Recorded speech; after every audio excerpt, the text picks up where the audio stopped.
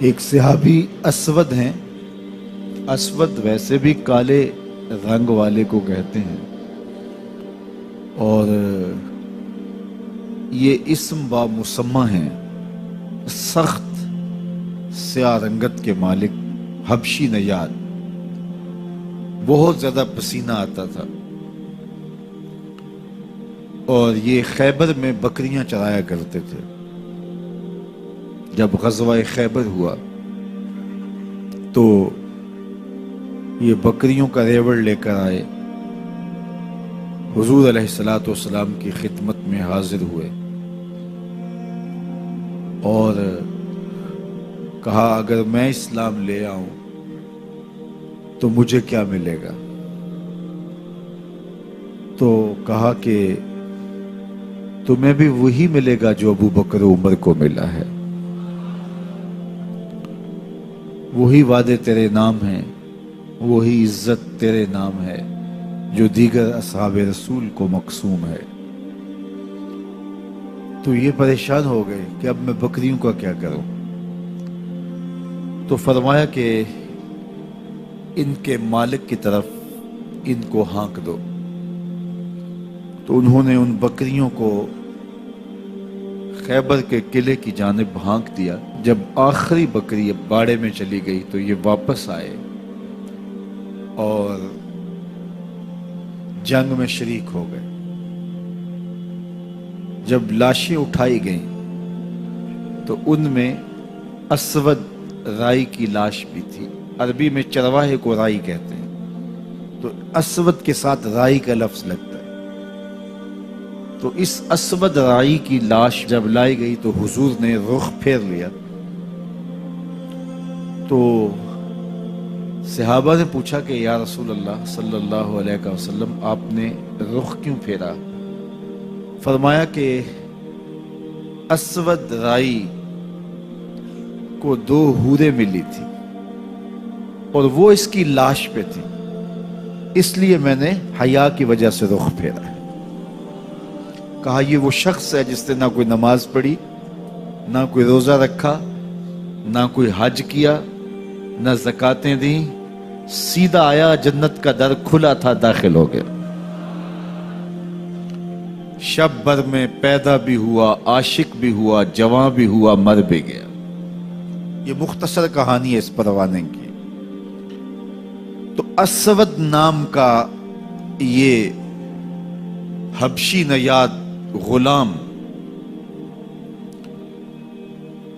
لیکن وہی اعزاز دیا گیا، وہی تکریم دی گئی، وہی پروٹوکول دیا گیا جو باقی اصحاب کا تھا.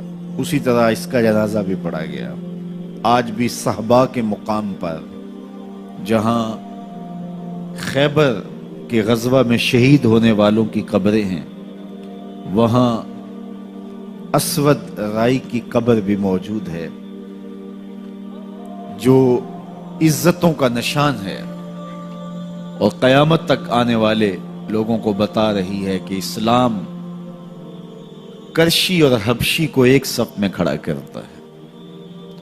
تو اقبال بے ساختہ حضرت اسود رائی کو دی گئی عزت اور شان و شوکت پہ بات کرتے ہوئے بولتا ہے، اسود از توحید احمر می شود، خیش فاروق و ابو ذر می شود.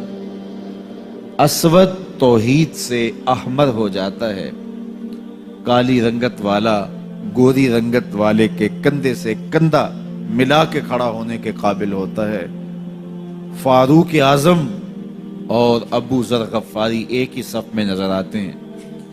یہ اسلام کا مساوات کا عملی نمونہ ہے، اور اس نمونے کو دور موجود کے اندر آپ اگر روح بعمل دیکھنا چاہتے ہیں تو وہ موسم حج میں دیکھا جا سکتا ہے کہ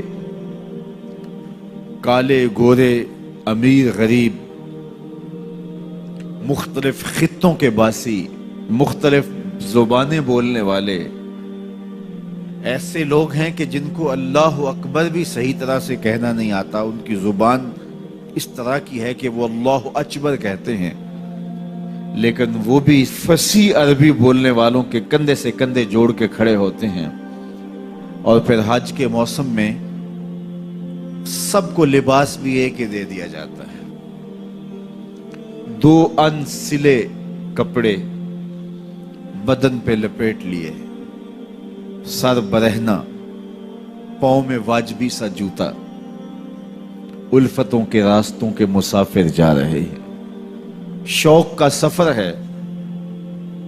کوئی بھی زبان رکھنے والا ہو، کسی بھی خطے کا باسی ہو، اس کی ماں بولی کوئی بھی ہو، لیکن آج ساری بولیاں بھی چھوڑ دی، ایک ہی بولی بول رہا ہے، لبیک اللہم لبیک لبیک لا شریک لک لبیک ان الحمد والنعمت لک والملک لا شریک لک۔